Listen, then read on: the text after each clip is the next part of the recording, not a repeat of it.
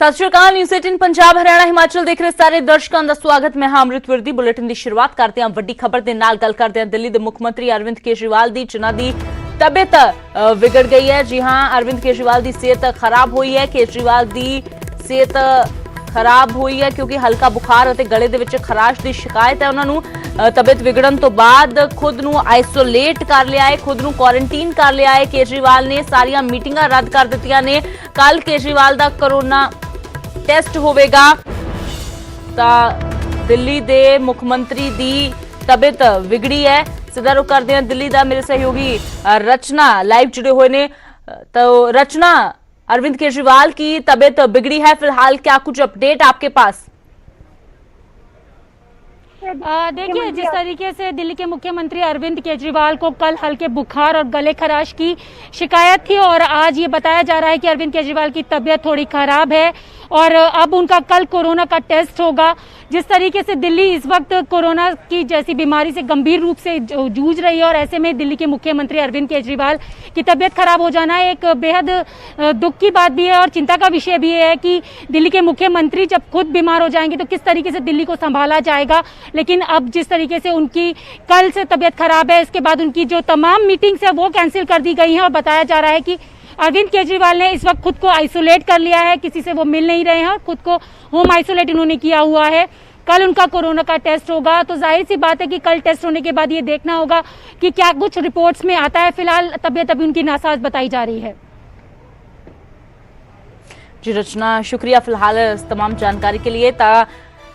फिलहाल अरविंद केजरीवाल का जिहड़ा कल कोरोना का टेस्ट होगा उस तो बाद रिपोर्ट आएगी कि कोरोना पॉजिटिव ने या फिर नैगेटिव ने, पर उस तो पहला ही एहतियात वरतदियां केजरीवाल ने खुद नूं सैल्फ आइसोलेट कर लिया है और सारिया मीटिंगां रद्द कर दित्तियां ने। यानी कि बेशक अजे कोरोना की पुष्टि नहीं है, पर जिस तरह दिल्ली दे विच लगातार केस वध रहे हैं, दिल्ली एक बड़ा हॉटस्पॉट बनया होया है देश का, तो अजिहे दे विच किसी भी तरह का कोई रिस्क अरविंद केजरीवाल नहीं लेना चाहते, जिसलिए उन्होंने सारिया मीटिंगां रद्द कर दित्तियां ने ते खुद नूं सैल्फ आइसोलेट कर लिया है अपने ही घर दे विच।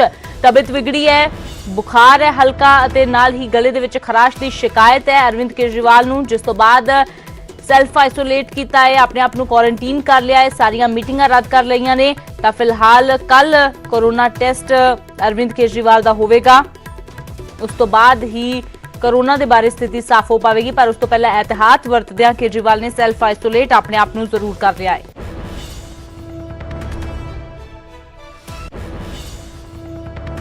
अगली वड्डी खबर का रुख करते हैं। बेशक अनलॉक पार्ट 1 के दौरान कई थावां ते रियायत दी गई है, गुरु घर खोल दिते गए ने, पर अजिहे दे विच दस दईए कि कोरोना महामारी कारण डेरा ब्यास दे विच संगत की एंट्री फिलहाल नहीं होगी। संगत की एंट्री बंद है, 31 अगस्त तक बंद रहेगी संगत की एंट्री। किसी भी वाहन नूं भी अंदर जाने की इजाजत नहीं है। डेरे दीयां सारियां सराह अते होस्टल बंद रहणगे। डेरा मुखी गुरिंदर सिंह ढिल्लों दे वल्लों अपील की गई है, संगत नूं घरां दे विच रहण दी अपील की गई है कि संगत घर दे विच ही रवे, वो बाहर ना निकलन, अजे डेरे वाल ना आउण क्योंकि इत्थे किसी की एंट्री नहीं है। नाल ही डेरा ब्यास के सारे समागम भी रद्द कर दिते गए ने ते कोरोना के इस महामारी के खतरे नूं देखदिआं वड्डा फैसला लिया गया है। डेरा मुखी गुरिंदर सिंह ढिल्लों वल्लों, जिन्हां दे वल्लों 31 अगस्त तक डेरे नूं बंद रखने की गल कही गई है। 31 अगस्त तक सारी संगत की एंट्री बंद रहेगी ते किसी वाहन नूं भी अंदर जाने की इजाजत नहीं होवेगी।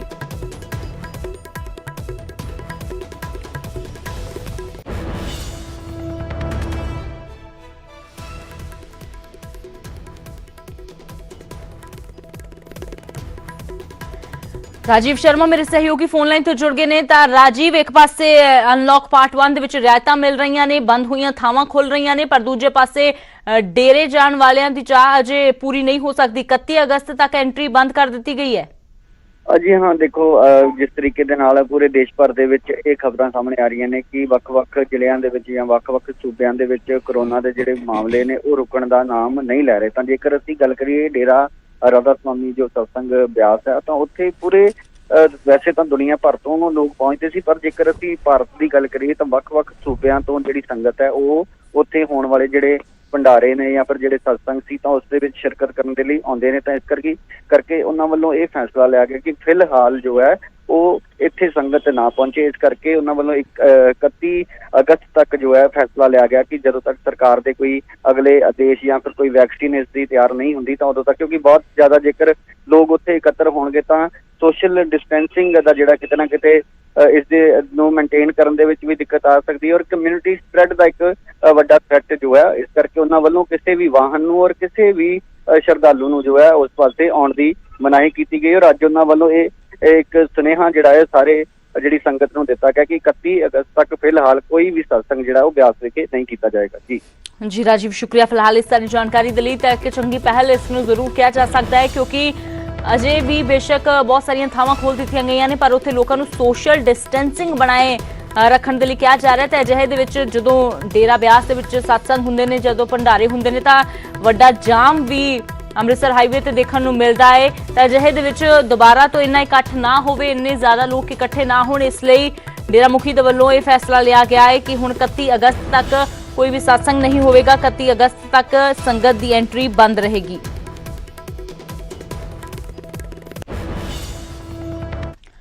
ਤਾਂ ਪੰਜਾਬ ਦੇ ਵਿੱਚ ਕੋਰੋਨਾ ਜਿੱਥੇ ਮੁੜ ਤੋਂ ਆਪਣੇ ਪੈਰ ਪਸਾਰ ਰਿਹਾ ਹੈ ਉੱਥੇ ਹੀ ਮੌਤਾਂ ਦਾ ਸਿਲਸਿਲਾ ਵੀ ਜਾਰੀ ਹੈ। ਪੰਜਾਬ 'ਚ ਕੋਰੋਨਾ ਨਾਲ 2 ਹੋਰ ਮੌਤਾਂ ਹੋ ਗਈਆਂ ਨੇ। ਅੰਮ੍ਰਿਤਸਰ ਦੇ ਵਿੱਚ 2 ਬਜ਼ੁਰਗਾਂ ਨੇ ਦਮ ਤੋੜਿਆ ਹੈ। ਗੁਰੂ ਨਾਨਕ ਦੇਵ ਹਸਪਤਾਲ ਦੇ ਵਿੱਚ ਇਹਨਾਂ ਬਜ਼ੁਰਗਾਂ ਦਾ ਇਲਾਜ ਚੱਲ ਰਿਹਾ ਸੀ ਤੇ ਦੋਵੇਂ ਬਜ਼ੁਰਗ ਹੋਰ ਬਿਮਾਰੀਆਂ ਤੋਂ ਵੀ ਪੀੜਤ ਸੀ ਤੇ ਅੰਮ੍ਰਿਤਸਰ ਤੋਂ ਇਹ 2 ਬਜ਼ੁਰਗਾਂ ਦੀ ਮੌਤ ਹੋਣ ਦੇ ਨਾਲ ਹੁਣ ਤੱਕ 10 ਲੋਕ ਦਮ ਤੋੜ ਚੁੱਕੇ ਨੇ ਇਕੱਲੇ ਅੰਮ੍ਰਿਤਸਰ ਦੇ ਵਿੱਚ ਕੋਰੋਨਾ ਦੇ ਨਾਲ। ਤੇ ਕੋਰੋਨਾ ਦੇ ਨਾਲ ਪੂਰੇ ਪੰਜਾਬ ਦੇ ਵਿੱਚ ਹੁਣ ਤੱਕ 54 ਮੌਤਾਂ ਹੋ ਗਈਆਂ ਨੇ। ਤਾਂ ਅੰਮ੍ਰਿਤਸਰ ਪਹਿਲਾਂ ਤੋਂ ਹੀ ਵੱਡਾ ਹੌਟਸਪੌਟ ਬਣਿਆ ਹੋਇਆ ਹੈ। 500 ਤੋਂ ਵੱਧ ਕੇਸ ਇਕੱਲੇ ਅੰਮ੍ਰਿਤਸਰ ਦੇ ਵਿੱਚ ਨੇ। ਹਾਲਾਂਕਿ ਕਾਫੀ ਲੋਕ ਠੀਕ ਹੋ ਕੇ ਘਰਾਂ ਨੂੰ ਵੀ ਗਏ ਨੇ ਪਰ ਅੰਮ੍ਰਿਤਸਰ ਦੇ ਵਿੱਚ ਜਿੱਥੇ ਕੇਸ ਵੱਧ ਰਹੇ ਨੇ, ਜਿੱਥੇ ਕਮਿਊਨਿਟੀ ਸਪਰੈਡ ਦਾ ਖਤਰਾ ਵੱਧ ਰਿਹਾ ਹੈ, ਉੱਥੇ ਹੀ 2 ਬਜ਼ੁਰਗਾਂ ਨੇ ਦਮ ਤੋੜ ਦਿੱਤਾ ਹੈ।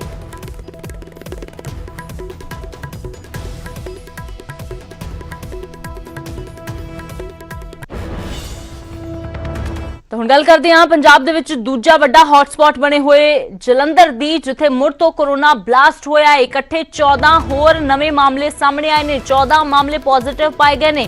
ਨਵੇਂ ਮਰੀਜ਼ਾਂ ਦੇ ਵਿੱਚ 5 ਔਰਤਾਂ ਵੀ ਸ਼ਾਮਿਲ ਨੇ। ਤਾਂ ਜਲੰਧਰ ਜਿੱਥੋਂ ਲਗਾਤਾਰ ਮਾਮਲੇ ਹਰ ਰੋਜ਼ ਪਿਛਲੇ ਦਿਨਾਂ ਦੇ ਵਿੱਚ ਸਾਹਮਣੇ ਆਏ, ਉੱਥੇ ਕੁਝ ਰਾਹਤ ਪਿਛਲੇ ਦਿਨਾਂ ਦੇ ਵਿੱਚ ਜ਼ਰੂਰ ਮਿਲੀ ਸੀ ਕਿ ਮਾਮਲੇ ਆਣੇ ਘਟੇ ਸੀ, ਰਫ਼ਤਾਰ ਘਟੀ ਸੀ। ਪਰ ਹੁਣ ਇੱਕ ਵਾਰ ਫਿਰ ਤੋਂ ਬਲਾਸਟ ਹੋਇਆ ਜਲੰਧਰ ਦੇ ਵਿੱਚ। 14 ਹੋਰ ਨਵੇਂ ਮਾਮਲੇ ਜਲੰਧਰ ਦੇ ਵਿੱਚ ਸਾਹਮਣੇ ਆਏ ਨੇ। ਇਹਨਾਂ ਨਵੇਂ ਮਰੀਜ਼ਾਂ ਦੇ ਵਿੱਚ 5 ਔਰਤਾਂ ਵੀ ਸ਼ਾਮਿਲ ਨੇ। ਤਾਂ ਨਵੇਂ ਮਾਮਲੇ ਜਦੋਂ ਸਾਹਮਣੇ ਆਉਂਦੇ ਨੇ ਪ੍ਰਸ਼ਾਸਨ ਦੀ ਚਿੰਤਾ ਹੋਰ ਵੀ ਵੱਧ ਜਾਂਦੀ ਹੈ ਕਿਉਂਕਿ ਇਹਨਾਂ ਨਵੇਂ ਮਾਮਲਿਆਂ ਦੇ ਨਾਲ ਜੁੜੇ ਲੋਕਾਂ ਦੀ, ਪਰਿਵਾਰਾਂ ਦੀ ਕੰਟੈਕਟ ਟ੍ਰੇਸਿੰਗ ਕਰਨਾ, ਉਹਨਾਂ ਦੀ ਸੈਂਪਲ ਲੈਣਾ ਇੱਕ ਹੋਰ ਵੀ ਵੱਡਾ ਚਿੰਤਾ ਦਾ ਵਿਸ਼ਾ ਬਣ ਜਾਂਦਾ ਹੈ। ਤਾਂ 14 ਹੋਰ ਪੋਜ਼ਿਟਿਵ ਮਾਮਲੇ ਜਲੰਧਰ ਤੋਂ ਸਾਹਮਣੇ ਆਏ ਨੇ। ਕੋਰੋਨਾ ਦਾ ਵੱਡਾ ਬਲਾਸਟ ਜਲੰਧਰ ਦੇ ਵਿੱਚ ਹੋਇਆ ਹੈ। ਤਾਂ ਨਵੇਂ ਮਰੀਜ਼ਾਂ ਦੇ ਵਿੱਚ 5 ਔਰਤਾਂ ਵੀ ਸ਼ਾਮਿਲ ਨੇ।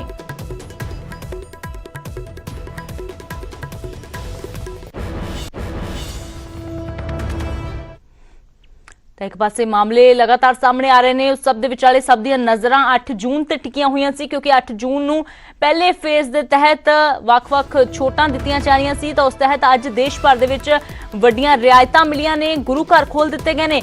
ਗੁਰਦੁਆਰੇ, ਮੰਦਿਰ ਸਮੇਤ ਸਾਰੇ ਧਾਰਮਿਕ ਸਥਾਨ ਖੋਲ੍ਹ ਦਿੱਤੇ ਗਏ ਨੇ। ਹੋਟਲ, ਰੈਸਟੋਰੈਂਟ ਅਤੇ ਸ਼ਾਪਿੰਗ ਮਾਲ ਨੂੰ ਵੀ ਛੋਟ ਦਿੱਤੀ ਗਈ ਹੈ। ਹਾਲਾਂਕਿ ਸ਼ਰਤਾਂ ਸਮੇਤ ਛੋਟਾਂ ਦਿੱਤੀਆਂ ਗਈਆਂ ਨੇ। ਨਿਯਮ ਨੇ, ਦਿਸ਼ਾ ਨਿਰਦੇਸ਼ ਜਿਹੜੇ ਨੇ ਉਹਨਾਂ ਦੀ ਪਾਲਣਾ ਕਰਨ ਦੇ ਲਈ ਕਿਹਾ ਗਿਆ ਹੈ, ਜਿਸ ਤਹਿਤ ਸੋਸ਼ਲ ਡਿਸਟੈਂਸਿੰਗ ਦੀ ਪਾਲਣਾ ਕਰਨਾ ਲਾਜ਼ਮੀ ਹੈ। ਕੰਟੇਨਮੈਂਟ ਜ਼ੋਨ ਦੇ ਵਿੱਚ ਕਿਸੇ ਤਰ੍ਹਾਂ ਦੀ ਕੋਈ ਰਿਆਇਤ ਨਹੀਂ ਹੈ, ਉੱਥੇ ਪਾਬੰਦੀ ਜਾਰੀ ਰਹੇਗੀ। ਮਾਸਕ ਲਗਾਉਣਾ ਲਾਜ਼ਮੀ ਹੈ। ਬਕਾਇਦਾ ਮੰਦਿਰਾਂ ਦੇ ਵਿੱਚ, ਗੁਰਦੁਆਰਿਆਂ ਦੇ ਵਿੱਚ ਕਈ ਥਾਵਾਂ ਤੇ ਮਾਰਕਿੰਗ ਕੀਤੀ ਗਈ ਹੈ ਤਾਂ ਜੋ ਲੋਕਾਂ ਨੂੰ ਸੋਸ਼ਲ ਡਿਸਟੈਂਸਿੰਗ ਦਾ ਪਾਲਣ ਕਰਨ ਦੇ ਲਈ ਦੱਸਿਆ ਜਾ ਸਕੇ। ਤਾਂ ਇਹ ਤਸਵੀਰਾਂ ਤੁਸੀਂ ਦੇਖ ਸਕਦੇ ਹੋ। ਅੱਜ ਤੋਂ ਕੀ ਖੁੱਲਿਆ ਹੈ, ਧਾਰਮਿਕ ਸਥਾਨ ਖੁੱਲ ਗਏ ਨੇ, ਹੋਟਲ, ਰੈਸਟੋਰੈਂਟ ਖੁੱਲ ਗਏ ਨੇ। ਇਸ ਤੋਂ ਇਲਾਵਾ ਸ਼ਾਪਿੰਗ ਮਾਲ ਵੀ ਖੁੱਲ ਗਏ ਨੇ ਪਰ ਅਜੇ ਵੀ ਬਹੁਤ ਸਾਰੀਆਂ ਥਾਵਾਂ ਨੇ ਜਿਹੜੀਆਂ ਬੰਦ ਨੇ। ਸਿਨੇਮਾ ਹਾਲ ਬੰਦ ਨੇ, ਜਿਮ ਬੰਦ ਨੇ, ਸਵਿਮਿੰਗ ਪੂਲ ਬੰਦ ਨੇ, ਵਿਦਿਅਕ ਅਦਾਰੇ ਬੰਦ ਨੇ। ਜਿਹੜੇ ਕਦੋਂ ਖੁੱਲਣਗੇ ਇਸ ਤੇ ਅਗਲੀਆਂ ਗਾਈਡਲਾਈਨਸ ਦੇ ਵਿੱਚ ਫੈਸਲਾ ਲਿਆ ਜਾ ਸਕਦਾ ਹੈ। ਤਾਂ ਅੱਜ ਗੁਰੂ ਘਰ ਖੁੱਲ ਗਏ ਨੇ। ਗੁਰੂ ਘਰ ਖੁੱਲਣ ਤੇ ਹੀ ਲੋਕ, ਸੰਗਤ ਜਿਹੜੀ ਹੈ ਉੱਥੇ ਪਹੁੰਚਣੀ ਸ਼ੁਰੂ ਹੋਈ। ਹਾਲਾਂਕਿ ਸ਼ੁਰੂਆਤ ਦੇ ਵਿੱਚ ਜ਼ਿਆਦਾ ਸੰਗਤ ਨਹੀਂ ਨਜ਼ਰ ਆਈ ਕਿਉਂਕਿ ਜ਼ਿਆਦਾ ਸੰਗਤ ਦੇ ਇਕੱਠ ਤੇ ਵੀ ਮਨਾਹੀ ਕੀਤੀ ਗਈ ਹੈ। ਤਾਂ ਗੁਰੂ ਘਰਾਂ ਦੇ ਵਿੱਚ ਰੌਣਕ ਪਰਤੀ ਹੈ। ਮੰਦਿਰਾਂ ਦੇ ਵਿੱਚ ਸ਼ਰਧਾਲੂ ਸਵੇਰੇ ਆਰਤੀ ਦੇ ਸਮੇਂ ਪਹੁੰਚਣੇ ਸ਼ੁਰੂ ਹੋਏ। ਮਸਜਿਦਾਂ ਦੇ ਵਿੱਚ ਵੀ ਇਬਾਦਤ ਸ਼ੁਰੂ ਹੋ ਗਈ ਹੈ। ਤਾਂ ਲੰਬੇ ਸਮੇਂ ਤੋਂ ਮੰਗ ਕੀਤੀ ਜਾ ਰਹੀ ਸੀ ਕਿ ਜਿੱਥੇ ਬਾਕੀ ਰਿਆਇਤਾਂ ਦਿੱਤੀਆਂ ਜਾ ਰਹੀਆਂ ਨੇ ਉੱਥੇ ਗੁਰੂ ਘਰ ਨੂੰ ਖੋਲ੍ਹਿਆ ਜਾਵੇ, ਕਿਉਂਕਿ ਇਸ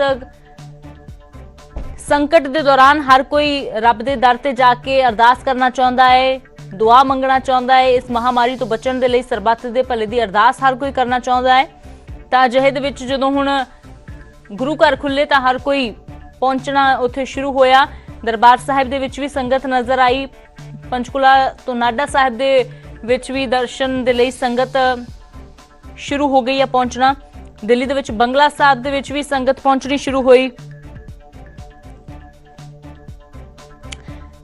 ਤਾਂ ਅੱਜ ਤੋਂ ਰਿਆਇਤਾਂ ਦਿੱਤੀਆਂ ਗਈਆਂ ਨੇ, ਵੱਡੀਆਂ ਰਿਆਇਤਾਂ ਦਿੱਤੀਆਂ ਗਈਆਂ ਨੇ। ਇੰਤਜ਼ਾਰ ਸੀ ਲੋਕਾਂ ਨੂੰ ਕਿ ਮਾਲਸ ਕਦੋਂ ਖੁੱਲਣਗੇ। ਖਾਸ ਤੌਰ ਤੇ ਚੰਡੀਗੜ੍ਹ ਦੀ ਗੱਲ ਕੀਤੀ ਜਾਵੇ ਤਾਂ ਐਲਾਂਟੇ ਮਾਲ ਤੇ ਸਭ ਦੀਆਂ ਨਜ਼ਰਾਂ ਸੀ ਕਿ ਆਖਿਰਕਾਰ ਕਦੋਂ ਖੋਲ੍ਹਿਆ ਜਾਂਦਾ ਹੈ, ਕਿਉਂਕਿ ਸਿਰਫ ਚੰਡੀਗੜ੍ਹ ਹੀ ਨਹੀਂ ਬਲਕਿ ਆਸ-ਪਾਸ ਦੇ ਸੂਬਿਆਂ ਦੇ ਲੋਕ ਵੀ ਮਾਲ ਦੇ ਵਿੱਚ ਪਹੁੰਚਦੇ ਨੇ। ਤਾਂ ਚੰਡੀਗੜ੍ਹ ਤੋਂ ਮਨੋਜ ਰਾਠੀ ਮੇਰੇ ਸਹਿਯੋਗੀ ਲਾਈਵ ਜੁੜੇ ਹੋਏ ਨੇ। ਤਾਂ ਮਨੋਜ, 8 ਜੂਨ ਦਾ ਇੰਤਜ਼ਾਰ ਬੇਸਬਰੀ ਦੇ ਨਾਲ ਲੋਕਾਂ ਦੇ ਵੱਲੋਂ ਕੀਤਾ ਜਾ ਰਿਹਾ ਸੀ। ਫਿਲਹਾਲ ਕਿੱਥੇ ਤੁਸੀਂ ਖੜੇ ਹੋ, ਕਿਸ ਤਰ੍ਹਾਂ ਦੀਆਂ ਤਸਵੀਰਾਂ, ਕਿਸ ਤਰ੍ਹਾਂ ਦਾ ਲੋਕਾਂ ਦਾ ਉਤਸ਼ਾਹ ਦੇਖਣ ਨੂੰ ਮਿਲ ਰਿਹਾ ਹੈ?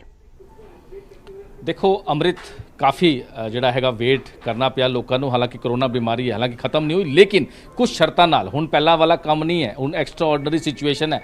ਅਸੀਂ ਖੜੇ ਹਾਂ, ਹੋਟਲ ਰੈਸਟੋਰੈਂਟ ਜਿਹੜੇ ਆ ਖੋਲ੍ਹ ਦਿੱਤੇ ਗਏ ਨੇ, ਮਾਲਸ ਧਾਰਮਿਕ ਸਥਾਨ ਵੀ ਖੁੱਲ੍ਹ ਚੁੱਕੇ। ਅਸੀਂ ਰੈਸਟੋਰੈਂਟ 'ਚ ਅਸੀਂ ਖੜੇ ਹਾਂ ਚੰਡੀਗੜ੍ਹ ਦੇ ਰੈਸਟੋਰੈਂਟ 'ਚ, ਜਿੱਥੇ ਹੁਣ ਸਿਚੁਏਸ਼ਨ ਜਿਹੜੀ ਹੈ ਉਹ ਬਿਲਕੁਲ ਅਲੱਗ ਟਾਈਪ ਦੀ ਹੈ, ਕਿਉਂਕਿ ਸੋਸ਼ਲ ਡਿਸਟੈਂਸਿੰਗ ਦੇ ਨਾਲ ਨਾਲ ਹੁਣ ਅਲੱਗ-ਅਲੱਗ ਤਰ੍ਹਾਂ ਦੇ ਇਹਨਾਂ ਨੇ ਕਿਸ ਤਰ੍ਹਾਂ ਦਾ ਜਿਹੜਾ ਮੈਨੂ ਕਾਰਡ ਹੈ ਜਾਂ ਫਿਰ ਪੂਰਾ ਸੋਸ਼ਲ ਡਿਸਟੈਂਸਿੰਗ ਜਾਂ ਫਿਰ ਕਿਸ ਤਰ੍ਹਾਂ ਦੀ ਚੀਜ਼ਾਂ ਹੈ ਉਹ ਅਸੀਂ ਕੋਸ਼ਿਸ਼ ਕੀਤੀ ਜਾਣਨ ਦੀ, ਕਿਉਂਕਿ ਹੁਣ ਇੱਥੇ ਲੋਕੀ ਵੀ ਆ ਚੁੱਕੇ ਨੇ। ਹੁਣ ਲੋਕੀ ਲੰਚ ਵੀ ਕਰ ਰਹੇ ਨੇ ਆਪਣੇ ਫੈਮਿਲੀ ਨਾਲ, ਘਰ ਵਾਲਿਆਂ ਨਾਲ, ਲੇਕਿਨ ਉਹਨਾਂ ਨੂੰ ਕੁਝ ਹਿਦਾਇਤਾਂ ਨੇ, ਕੁਝ ਸ਼ਰਤਾਂ ਨੇ। ਸੈਨੀਟਾਈਜ਼ ਦੀ ਆਪਾਂ ਗੱਲ ਕਰੀਏ ਜਾਂ ਫਿਰ ਮਾਸਕ ਦੀ ਗੱਲ ਕਰੀਏ, ਸੋਸ਼ਲ ਡਿਸਟੈਂਸਿੰਗ ਦੀ ਗੱਲ ਕਰੀਏ, ਇਹ ਸੇਫਟੀ ਜਿਹੜੀ ਚੀਜ਼ਾਂ ਹੈ ਇਹ ਬਹੁਤ ਜ਼ਰੂਰੀ ਹੈ। ਕਿਉਂਕਿ ਸਭ ਤੋਂ ਵੱਡੀ ਗੱਲ ਹੈ ਕਿ ਹੁਣ ਜਿਹੜੀ ਕੁਝ ਸ਼ਰਤਾਂ ਜਿਹੜੀ ਦਿੱਤੀ ਗਈ ਸੀ ਅੱਜ ਤੋਂ ਧਾਰਮਿਕ ਸਥਾਨ ਜਿੱਦਾਂ ਆਪਾਂ ਦਿਖਾਇਆ ਤੁਹਾਨੂੰ, ਮਾਲਸ ਵੀ ਜਿਹੜੇ ਆ ਖੋਲ੍ਹੇ ਗਏ ਹੈ, ਹੋਟਲ ਰੈਸਟੋਰੈਂਟ ਅਸੀਂ ਪਹੁੰਚੇ ਹਾਂ, ਜਾਇਜ਼ਾ ਲਿੱਤਾ ਹੈ ਕਿ ਬਈ ਕਿਸ ਤਰ੍ਹਾਂ ਦੀ ਇੱਥੇ ਸਿਚੁਏਸ਼ਨ ਹੈ, ਕਿਸ ਤਰ੍ਹਾਂ ਦੀ ਪ੍ਰੀਕਾਸ਼ਨ, ਕਿਸ ਤਰ੍ਹਾਂ ਦੀ ਜਿਹੜੀ ਸੇਫਟੀ ਹੈ ਉਹ ਰੱਖੀ ਗਈ है। तो ਅਸੀਂ ਗੱਲਬਾਤ भी करांगे ਇਹਨਾਂ ਦੇ ਜਿਹੜੇ ਇੱਥੇ रेस्टोरेंट के मैनेजर ने। सर, सबसे पहले बताइए कि कोई भी अगर आता है, क्योंकि अब पहले वाली सिचुएशन तो रही नहीं, अब क्या आपकी सिचुएशन है, किस तरह से आप कस्टमर्स को हैंडल करते हैं?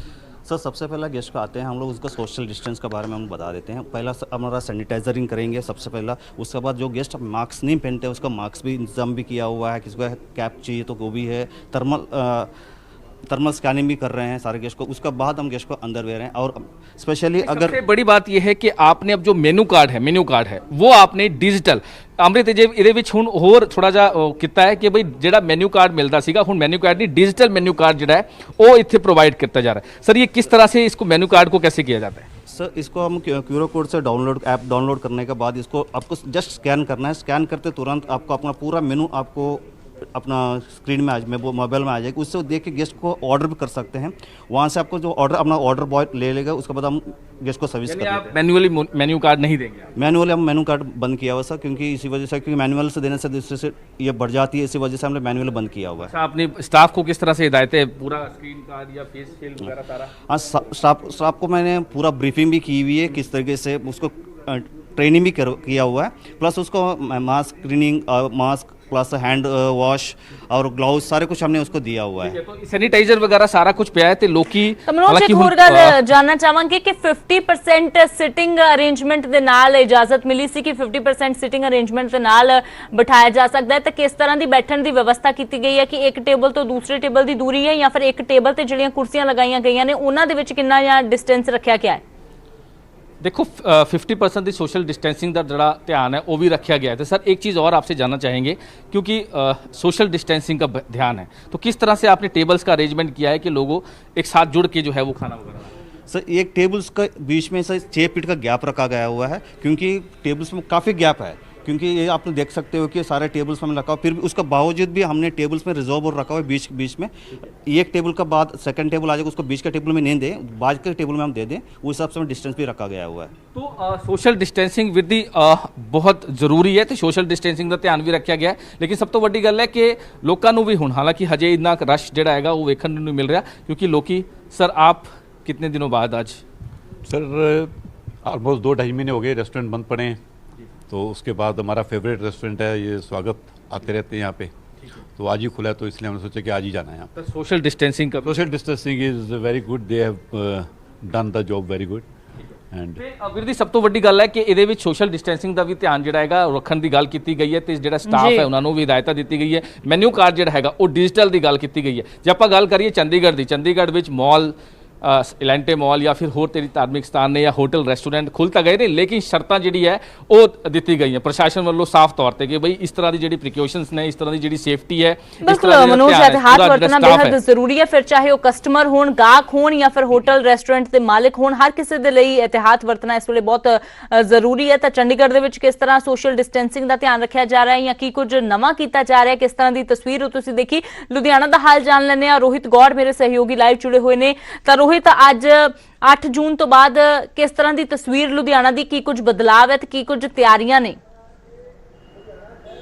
ਜਿੱਦਾਂ ਅੰਮ੍ਰਿਤਸਰ ਅਸੀਂ ਅੱਜ ਸਵੇਰ ਤੋਂ ਦਿਖਾ ਰਹੇ ਹਾਂ ਕਿ ਲੁਧਿਆਣਾ ਦੇ ਸ਼ਹਿਰ ਦੇ ਵਿੱਚ ਜਿਹੜੇ ਮੰਦਿਰ ਸੀਗੇ ਉਹ ਸਵੇਰ ਤੋਂ 5 ਵਜੇ ਤੋਂ ਹੀ ਖੁੱਲ੍ਹਣੇ ਸ਼ੁਰੂ ਹੋ ਗਏ ਸੀ ਔਰ ਲੋਕਾਂ ਦਾ ਰਸ਼ ਪੈਣਾ ਸ਼ੁਰੂ ਹੋ ਗਿਆ ਸੀ। ਸੋਸ਼ਲ ਡਿਸਟੈਂਸਿੰਗ ਦਾ ਉੱਥੇ ਵੀ ਬੜਾ ਧਿਆਨ ਰੱਖਿਆ ਗਿਆ ਔਰ ਇਸ ਵੇਲੇ ਹੁਣ ਅਸੀਂ ਮੌਜੂਦ ਹੈਗੇ ਹਾਂ ਲੁਧਿਆਣਾ ਦੀ ਜਾਮ ਮਸਜਿਦ ਦੇ ਬਾਹਰ। ਤੁਹਾਨੂੰ ਮੈਂ ਦਿਖਾਉਣਾ ਚਾਹੂੰਗਾ ਲੁਧਿਆਣਾ ਦੀ ਜਾਮ ਮਸਜਿਦ ਦੇ ਬਾਹਰ, ਜਿੱਥੇ 1 ਵਜੇ ਦਾ ਸਮੇਂ ਜਿਹੜਾ ਹੁੰਦਾ ਵਾ ਉਹ ਨਮਾਜ਼ ਪੜ੍ਹਨ ਦਾ ਟਾਈਮ ਹੁੰਦਾ ਵਾ ਔਰ ਲੋਕ ਆਣੇ ਸ਼ੁਰੂ ਹੋ ਚੁੱਕੇ ਨੇ। ਤੁਸੀਂ ਦੇਖ ਸਕਦੇ ਹੋ ਕਿ ਲੋਕ ਆ ਰਹੇ ਨੇ ਔਰ ਇਹਨਾਂ ਨੂੰ ਅੰਦਰ ਜਾਣ ਤੋਂ ਪਹਿਲਾਂ ਇਹਨਾਂ ਨੂੰ ਸੈਨੀਟਾਈਜ਼ ਕੀਤਾ ਜਾ ਰਿਹਾ ਵਾ, ਕਿਉਂਕਿ ਇਹ ਹਰ ਸ਼ਖਸ ਨੂੰ ਇਹਤਿਆਤ ਦੇ ਤੌਰ ਤੇ ਉਹਨਾਂ ਨੂੰ ਸੈਨੀਟਾਈਜ਼ ਕਰਕੇ ਹੀ ਅੰਦਰ ਜਾਣ ਦਿੱਤਾ ਜਾਂਦਾ ਵਾ ਔਰ ਉਸ ਤੋਂ ਬਾਅਦ ਅੰਦਰ ਜਾ ਕੇ ਇਹਨਾਂ ਦੇ ਹੱਥ ਮੂੰਹ ਧੋਏ ਜਾਂਦੇ ਨੇ।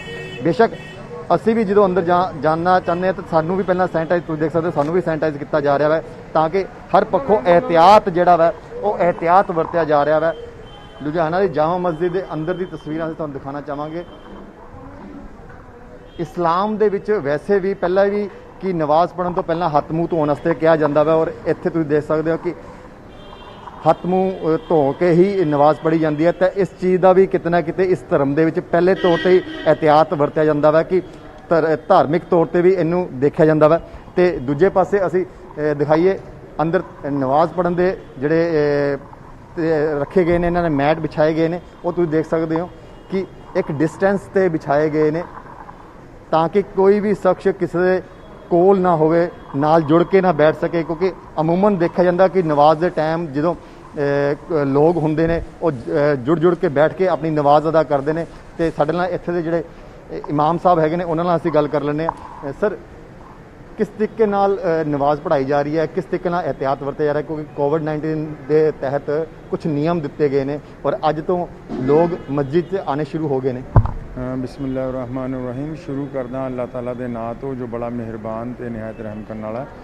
ਅੱਜ ਇੱਕ ਲੰਬੇ ਮੁੱਦਤ ਤੋਂ ਬਾਅਦ ਲੋਕ ਦੁਬਾਰਾ ਨਮਾਜ਼ ਦੇ ਲਈ ਮਸਜਿਦ 'ਚ ਆਉਣਾ ਸ਼ੁਰੂ ਹੋਏ ਨੇ ਤੇ ਉਹਦੇ ਲਈ ਅਸੀਂ ਇਹ ਕੀਤਾ। ਇੱਕ ਤਾਂ ਇਸਲਾਮ ਧਰਮ 'ਚ ਸ਼ੁਰੂ ਤੋਂ ਹੀ ਇਹ ਹੁਕਮ ਹੈ ਕਿ ਨਮਾਜ਼ ਤੋਂ ਪਹਿਲਾਂ ਦੋਨੋਂ ਹੱਥ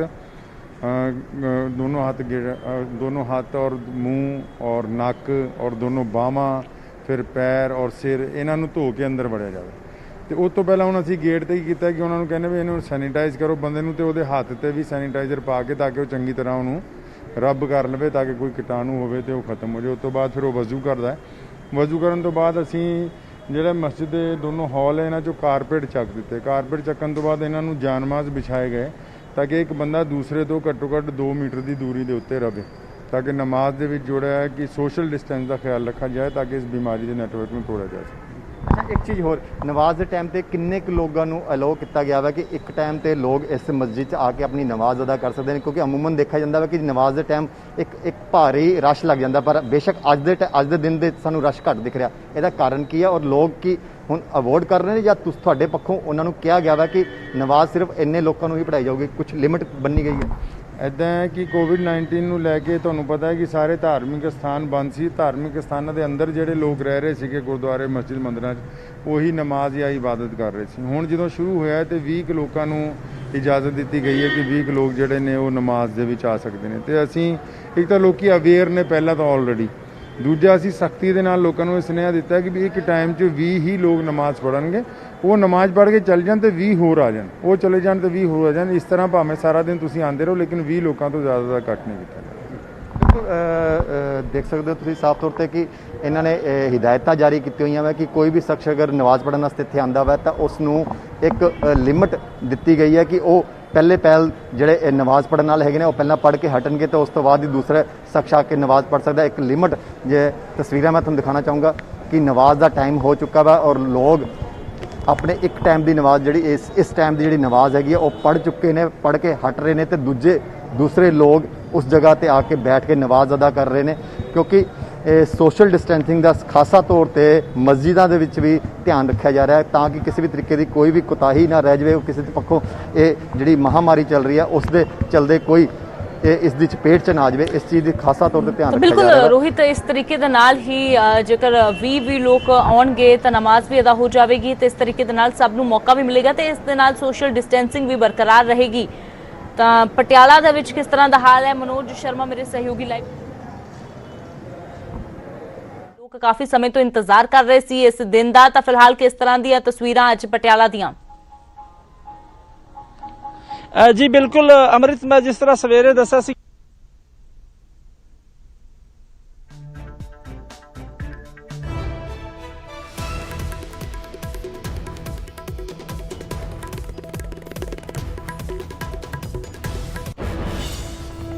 मनोज शर्मा ਦੇ ਨਾਲ ਤਕਨੀਕੀ ਕਿਸੇ ਖਰਾਬੀ ਕਾਰਨ ਸੰਪਰਕ ਨਹੀਂ ਹੋ ਪਾਇਆ। ਸ਼ੁਕਰੀਆ ਮਨੋਜ ਤਸਵੀਰਾਂ ਦਰਸ਼ਨ ਦਿਖਾਉਣ ਦੇ ਲਈ।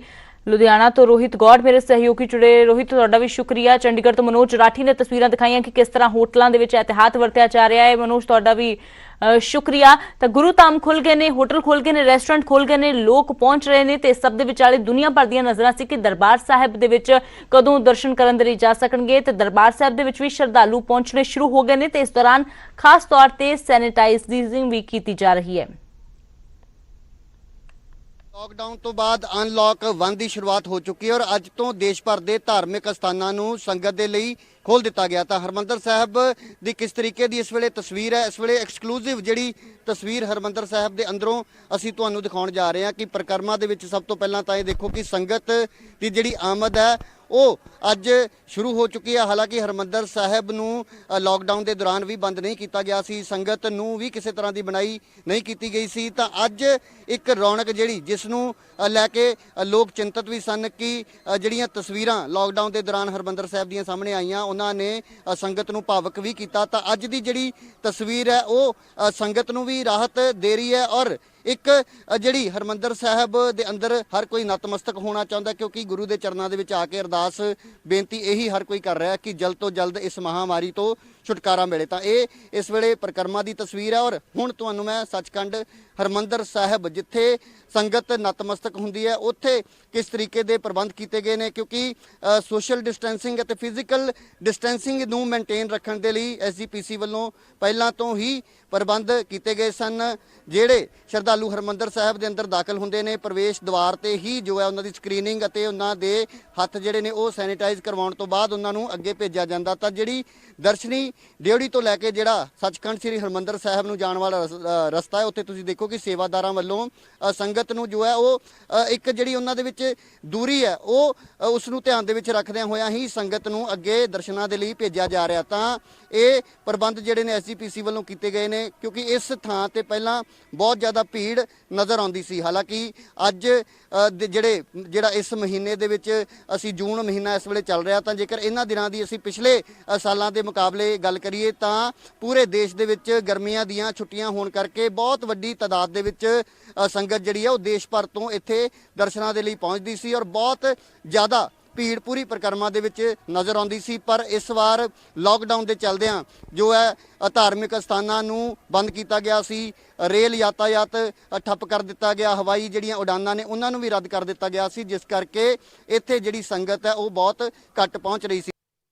ਜੇਕਰ ਅਸੀਂ ਲਾਕਡਾਊਨ ਦੇ ਦੌਰਾਨ ਹਰਮੰਦਰ ਸਾਹਿਬ ਦੀ ਗੱਲ ਕਰੀਏ ਤਾਂ ਸੰਗਤ ਦੀ ਆਮਦ ਤੇ ਐਸਜੀਪੀਸੀ ਵੱਲੋਂ ਕਿਸੇ ਤਰ੍ਹਾਂ ਦੀ ਕੋਈ ਪਾਬੰਦੀ ਨਹੀਂ ਲਗਾਈ ਗਈ ਸੀ ਕਿਉਂਕਿ ਪੰਜਾਬ ਦੇ ਵਿੱਚ ਕਰਫਿਊ ਸੀ ਔਰ ਪੁਲਿਸ ਵੱਲੋਂ ਬੈਰੀਕੇਡਿੰਗ ਕੀਤੀ ਗਈ ਸੀ ਜਿਸ ਕਰਕੇ ਸੰਗਤ ਇੱਥੇ ਨਹੀਂ ਪਹੁੰਚ ਸਕਦੀ ਸੀ। ਪਰ ਅੱਜ ਰਸਮੀ ਤੌਰ ਤੇ ਸਰਕਾਰ ਵੱਲੋਂ ਇਹ ਕਹਿ ਦਿੱਤਾ ਗਿਆ ਕਿ ਧਾਰਮਿਕ ਸਥਾਨ ਜਿਹੜੇ ਨੇ ਉਹ ਅੱਜ ਤੋਂ ਸੰਗਤ ਦੇ ਲਈ ਖੋਲ੍ਹੇ ਗਏ ਨੇ। ਤਾਂ ਹਰਮੰਦਰ ਸਾਹਿਬ 'ਚ ਅੱਜ ਜਿਹੜੀ ਰੌਣਕ ਕਈ ਦਿਨਾਂ ਤੋਂ ਨਹੀਂ ਦੇਖਣ ਨੂੰ ਮਿਲ ਰਹੀ ਸੀ ਤਾਂ ਤੁਸੀਂ ਦੇਖੋ ਕਿ ਸੰਗਤ ਅੱਜ ਕੁਝ ਜਿਹੜਾ ਉਹਨਾਂ ਦੀ ਸੰਗਤ ਦੀ ਆਮਦ ਦੇ ਵਿੱਚ ਵਾਧਾ ਦੇਖਿਆ ਜਾ ਰਿਹਾ ਔਰ ਹਰਮੰਦਰ ਸਾਹਿਬ ਨਤਮਸਤਕ ਹੋਣ ਦੇ ਲਈ ਜੋ ਅੰਮ੍ਰਿਤਸਰ ਦੇ ਪਹਿਲਾਂ ਸਿਰਫ ਹਰਿਮੰਦਰ ਸਾਹਿਬ ਦੇ ਆਲੇ ਦੁਆਲੇ ਦੇ ਜਿਹੜੇ ਇਲਾਕੇ ਨੇ ਉਹ ਹਰ ਰੋਜ਼ ਸੰਗਤ ਇੱਥੇ ਨਤਮਸਤਕ ਹੋਣ ਦੇ ਲਈ ਆਉਂਦੀ ਸੀ, ਪਰ ਅੱਜ ਅਸੀਂ ਦੇਖ ਰਹੇ ਹਾਂ ਕਿ ਦੂਰ ਦਰਾਡੇ ਤੋਂ ਵੀ ਸੰਗਤ ਜਿਹੜੀ ਹੈ ਉਹ ਹਰਿਮੰਦਰ ਸਾਹਿਬ ਆ ਕੇ ਨਤਮਸਤਕ ਹੋ ਰਹੀ ਹੈ। ਤਾਂ ਦੂਸਰੇ ਪਾਸੇ ਜਿਹੜੀ ਲੰਗਰ ਜਾਂ ਫਿਰ ਪ੍ਰਸ਼ਾਦ ਦੀ ਗੱਲ ਕਹੀ ਗਈ ਹੈ, ਹਦਾਇਤ ਇਹ ਜਾਰੀ ਕੀਤੀ ਗਈ, ਤਾਂ ਹਰਿਮੰਦਰ ਸਾਹਿਬ ਵਿਖੇ ਜਿਹੜੀ ਮਰਿਆਦਾ ਹੈ ਉਸ ਦੇ ਵਿੱਚ ਕਿਸੇ ਤਰ੍ਹਾਂ ਦੀ ਕੋਈ ਫੇਰ ਬਦਲ ਜਾਂ ਬਦਲਾਅ ਨਹੀਂ ਕੀਤਾ ਗਿਆ। ਤਾਂ ਇੱਥੇ ਇਸ ਵੇਲੇ ਮੈਂ ਸ੍ਰੀ ਗੁਰੂ ਰਾਮਦਾਸ ਲੰਗਰ ਹਾਲ ਵਾਲੇ ਪਾਸੇ ਹੀ ਮੌਜੂਦ ਹਾਂ। ਤਾਂ ਇੱਥੇ ਜਿੱਥੇ ਸੰਗਤ ਸਾਨੂੰ ਦਿਖਾਈ ਦੇ ਰਹੀ ਹੈ ਕਿ ਹਰਿਮੰਦਰ ਸਾਹਿਬ ਨਤਮਸਤਕ ਹੋਣ ਤੋਂ ਬਾਅਦ ਬਾਹਰ ਆ ਰਹੀ ਹੈ ਸੰਗਤ, ਉਨੀ ਹੀ ਸੰਗਤ ਜਿਹੜੀ ਹੈ ਹਰਿਮੰਦਰ ਸਾਹਿਬ ਦੇ ਅੰਦਰ ਵੀ ਜਾਂਦੀ ਦਿਖਾਈ ਦੇ ਰਹੀ ਹੈ। ਤਾਂ ਲੰਗਰ ਹਾਲ ਦੇ ਵਿੱਚ ਵੀ ਸੰਗਤ ਜਿਹੜੀ ਆ ਉਹ ਸੇਵਾ ਕਰਨ ਦੇ ਲਈ ਪਹੁੰਚੀ ਹੋਈ ਹੈ। ਤਾਂ ਹਰਿਮੰਦਰ ਸਾਹਿਬ ਤੋਂ ਇਲਾਵਾ ਹੋਰ ਜਿਹੜੇ ਧਾਰਮਿਕ ਸਥਾਨ ਨੇ ਅੰਮ੍ਰਿਤਸਰ ਦੇ ਵਿੱਚ ਉਹਨਾਂ ਨੂੰ ਵੀ ਅੱਜ ਖੋਲ੍ਹਿਆ ਗਿਆ ਹੈ। ਹਾਲਾਂਕਿ ਇੱਥੇ ਜਿਹੜੇ ਰਸਤੇ ਹਰਿਮੰਦਰ ਸਾਹਿਬ ਨੂੰ ਆਉਂਦੇ ਨੇ ਉਹਨਾਂ ਸਾਰੇ ਰਸਤਿਆਂ ਨੂੰ ਫਿਲਹਾਲ ਨਹੀਂ ਖੋਲ੍ਹਿਆ ਗਿਆ। ਕੁਝ ਰਸਤੇ ਜਿਹੜੇ ਕਿ ਖੁੱਲੇ ਨੇ ਤਾਂ ਉੱਥੋਂ ਸੰਗਤ ਆ ਕੇ ਇੱਥੇ ਨਤਮਸਤਕ ਹੋ ਰਹੀ ਹੈ। ਤਾਂ ਹਰਿਮੰਦਰ ਸਾਹਿਬ ਦੇ ਬਾਹਰ ਇੱਥੇ ਦੇਖੋ ਤੁਸੀਂ ਕਿ ਹਦਾਇਤਾਂ ਵੀ ਲਿਖੀਆਂ ਗਈਆਂ ਨੇ। ਦੂਸਰੇ ਪਾਸੇ ਜਿੱਥੋਂ ਸੰਗਤ ਹਰਿਮੰਦਰ ਸਾਹਿਬ ਵਾਲੇ ਪਾਸੇ ਆਉਂਦੀ ਹੈ, ਇਹ ਜਿਹੜਾ ਰਸਤਾ ਹੈ SGPC ਦਾ ਜਿਹੜਾ ਮੁੱਖ ਦਫ਼ਤਰ ਹੈ ਉੱਧਰ ਵੀ ਇਹੀ ਰਸਤਾ ਜਾਂਦਾ। ਤਾਂ ਬਹੁਤ ਸਾਰੇ ਇੱਥੇ SGPC ਦੇ ਮੁਲਾਜ਼ਮ ਵੀ ਇਸ ਵੇਲੇ ਆਪਣੇ ਆਪਣੇ ਦਫ਼ਤਰੀ ਕੰਮਾਂ ਦੇ ਲਈ ਜਿਹੜੇ ਜਾਂਦੇ ਹੋਏ ਦਿਖਾਈ ਦੇ ਰਹੇ ਨੇ। ਕਿੰਨੇ ਕੁ ਮਨ ਦੇ ਵਿੱਚ ਤਾਂਘ ਸੀ ਕਿ ਕਦੋਂ ਤੁਸੀਂ ਆ ਕੇ ਇੱਥੇ ਨਤਮਸਤਕ ਹੋਵੋ? ਅੱਜ ਕੀ ਕਹਿਣਾ ਚਾਹੋ? ਭਾਈ ਜਿੱਦਾਂ ਮਹਾਰਾਜ ਦਾ ਪਤਾ ਲੱਗਿਆ ਪਏ 8 ਤਰੀਕ ਨੂੰ ਖੁੱਲ੍ਹ ਜਾਣੇ ਨੇ ਆਪਣੇ ਦਰਸ਼ਨ ਕਰਨ ਨੂੰ ਦਰਬਾਰ ਸਾਹਿਬ, ਤੇ ਮਹਾਰਾਜ ਦਾ ਸ਼ੁਕਰ ਕਰਨਾ ਹੈ। ਤਾਂ ਹਰ ਕੋਈ ਖੁਸ਼ੀ ਜ਼ਾਹਿਰ ਕਰ ਰਿਹਾ। ਤੁਸੀਂ ਭਾਈ ਸਾਹਿਬ ਕਿੱਥੋਂ ਆਏ ਹੋ ਔਰ ਅੱਜ ਧਾਰਮਿਕ ਸਥਾਨ ਖੋਲ੍ਹੇ ਜਾ ਰਹੇ ਆ, ਤੁਸੀਂ ਮੱਥਾ ਟੇਕਿਆ, ਕੀ ਕਹਿਣਾ ਚਾਹੋਗੇ? ਅਸੀਂ ਹਰਿਆਣਾ ਤੋਂ ਆਏ ਹਾਂ, ਸ਼ਾਹਬਾਦ ਮਾਰਕੰਡਾ ਤੋਂ ਜੀ। ਬਹੁਤ ਚੰਗਾ ਲੱਗ ਰਿਹਾ ਹੈਗਾ। 2-2.5 ਮਹੀਨੇ ਹੋ ਗਏ ਜੀ ਦਰਸ਼ਨਾਂ ਲਈ ਤਰਸ ਰਹੇ ਸੀ, ਪਰ ਹੁਣ ਬਹੁਤ ਅੱਛਾ ਲੱਗ ਰਿਹਾ। ਆਪਣੇ ਪਰਿਵਾਰ ਸਮੇਤ ਆਏ ਹਾਂ ਜੀ ਗੁਰੂ ਰਾਮ ਦੇ ਦਰਸ਼ਨ ਕਰਨ ਵਿੱਚ। ਵਾਹਿਗੁਰੂ ਤੰਦਰੁਸਤੀ ਸਾਨੂੰ ਬਚੇ, ਇਸ ਬਿਮਾਰੀ ਤੋਂ ਸਾਨੂੰ ਬਚਾ ਕੇ ਰੱਖਿਆ ਜੀ। ਤੇ ਉਧਰ SGPC ਪ੍ਰਧਾਨ ਨੇ ਪ੍ਰਧਾਨ ਮੰਤਰੀ ਨੂੰ ਚਿੱਠੀ ਲਿਖੀ ਹੈ ਕਿ ਗੁਰੂ ਘਰਾਂ ਦੇ ਵਿੱਚ ਪ੍ਰਸ਼ਾਦ ਅਤੇ ਲੰਗਰ ਦੀ ਮਨਜ਼ੂਰੀ ਦਿੱਤੀ ਜਾਵੇ। ਦਰਅਸਲ ਲਾਕਡਾਊਨ ਤੋਂ ਬਾਅਦ ਅੱਜ ਗੁਰੂ ਘਰ ਖੁੱਲੇ ਨੇ, ਪਰ ਧਾਰਮਿਕ ਸਥਾਨਾਂ ਤੇ ਪ੍ਰਸ਼ਾਦ ਦੇਣ ਦੀ ਅਤੇ ਲੰਗਰ ਦੀ ਮਨਾਹੀ ਹੈ। ਕੋਰੋਨਾ ਦੇ ਕਾਰਨ ਧਾਰਮਿਕ ਸਥਾਨਾਂ ਨੂੰ ਇਹ ਹਦਾਇਤਾਂ ਜਾਰੀ ਕੀਤੀਆਂ ਗਈਆਂ ਨੇ, ਪਰ ਦਰਬਾਰ ਸਾਹਿਬ ਵੱਡੀ ਗਿਣਤੀ ਦੇ ਵਿੱਚ ਹਰ ਰੋਜ਼ ਲੰਗਰ ਦੇ ਲਈ ਸੰਗਤ ਪਹੁੰਚਦੀ ਹੈ। ਦਰਸ਼ਨ ਕਰਨ ਤੋਂ ਬਾਅਦ ਸੰਗਤ ਲੰਗਰ ਵੀ ਛਕਦੀ ਹੈ। ਤਾਂ ਅਜਿਹੇ ਦੇ ਵਿੱਚ ਜੇਕਰ ਲੰਗਰ ਤੇ ਪਾਬੰਦੀ ਹੋਵੇਗੀ ਤਾਂ ਅਜਿਹੇ ਦੇ ਵਿੱਚ ਕਈ ਜ਼ਰੂਰਤਮੰਦ ਨੇ ਜਿਨ੍ਹਾਂ ਨੂੰ ਲੰਗਰ ਨਹੀਂ ਮਿਲ ਪਾਵੇਗਾ। ਤਾਂ ਅਜਿਹੇ ਦੇ ਵਿੱਚ ਇਸੇ ਕਾਰਨ SGPC ਪ੍ਰਧਾਨ ਗੋਬਿੰਦ ਸਿੰਘ ਲੌਂਗੋਵਾਲ ਨੇ ਪ੍ਰਧਾਨ ਮੰਤਰੀ ਨੂੰ ਚਿੱਠੀ ਲਿਖ ਕੇ ਮਨਜ਼ੂਰੀ ਮੰਗੀ ਹੈ ਗੁਰੂ ਘਰਾਂ ਦੇ ਵਿੱਚ ਪ੍ਰਸ਼ਾਦ ਦੀ ਅਤੇ ਲੰਗਰ ਦੀ, ਕਿਉਂਕਿ ਗੁਰਬਾਣੀ ਦੇ ਵਿੱਚ ਵੀ ਇਹ ਕਿਹਾ ਗਿਆ ਹੈ ਕਿ ਗਰੀਬ ਦਾ ਮੂੰਹ ਗੁਰੂ ਦੀ ਗੋਲਕ, ਤੇ ਯਾਨੀ ਕਿ ਅਸਲੀ ਸੇਵਾ ਉਹੀ ਹੈ ਜੇਕਰ ਕਿਸੇ ਜ਼ਰੂਰਤਮੰਦ ਦਾ ਢਿੱਡ ਭਰਿਆ ਜਾਂਦਾ ਹੈ, ਕਿਉਂਕਿ ਬਹੁਤ ਸਾਰੇ ਲੋਕ ਅਜਿਹੇ ਹੁੰਦੇ ਨੇ ਜਿਨ੍ਹਾਂ ਨੂੰ ਕਿਤੇ ਰੋਟੀ ਨਹੀਂ ਮਿਲਦੀ ਤੇ ਉਹ ਲੰਗਰ ਖਾਣ ਦੇ ਲਈ ਆਉਂਦੇ ਨੇ। ਤਾਂ ਅਜਿਹੇ ਦੇ ਵਿੱਚ ਲੰਗਰ ਦੀ ਅਤੇ ਪ੍ਰਸ਼ਾਦ ਦੀ ਮਨਜ਼ੂਰੀ ਦਿੱਤੀ ਜਾਵੇ, ਇਸ ਲਈ SGPC ਪ੍ਰਧਾਨ ਨੇ PM ਨੂੰ ਚਿੱਠੀ ਲਿਖੀ ਹੈ। ਤੇ ਫਿਲਹਾਲ ਇਸ ਬੁਲੇਟਿਨ ਦੇ ਵਿੱਚ ਇੰਨਾ ਹੀ। ਮੈਨੂੰ ਦਿਓ ਇਜਾਜ਼ਤ।